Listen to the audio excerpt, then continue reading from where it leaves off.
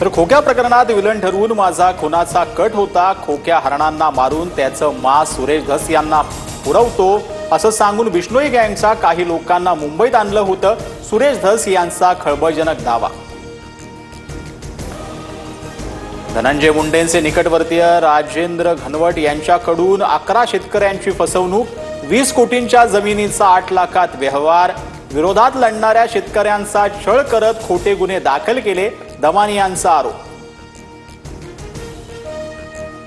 विनाकारण बदनाम करण्याचा प्रयत्न, अंजली दमानी यांकडून आरोपांची कागदपत्र घेऊन तपासणी करा, आम्ही चौकशीसाठी तयार। राजेंद्र घनवटांचे वडील पोपट घनवटांनी दमानी यांचे आरोप फेटाळले, जमिनी बेकायदेशीररित्या घेतल्याचा दावा।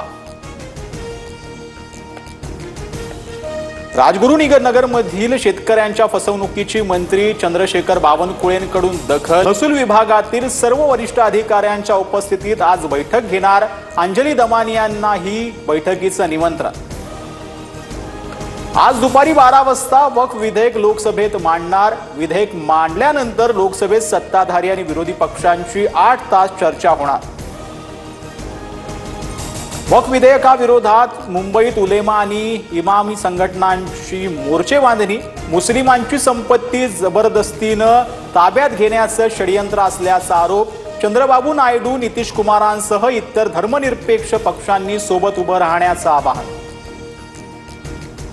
आज उद्धव ठाकरेंची सेना बाळासाहेबांचा विचार राखणार की राहुल गांधींच्या पावलांवर पाऊल ठेवून तुष्टीकरण करणार, बघूया। वक्फ विधेयक सादर होण्याच्या पार्श्वभूमीवर फडणवीसांचे ट्विट।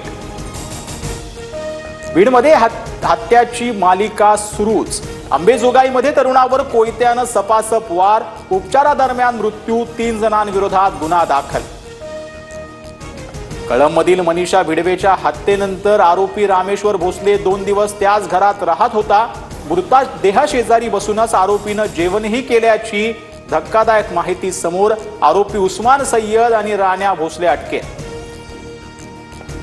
अदानी समूहानं देवनार डम्पिंग ग्राउंडची जागा स्वच्छ करून मागितली, याच मुंबई पालिकेवर ओझं म्हणून अदानींना मदत करण्यासाठी सरकारनं घनकचरा टॅक्स लावला, आदित्य ठाकरेंचा गंभीर आरोप। प्रशांत कोरटकरचा जामीन अर्ज कोल्हापूर न्यायालयानं फेटाळला, महापुरुषांबाबत आक्षेपार्ह वक्तव्याप्रकरणी कोरटकर सध्या कोठडीत।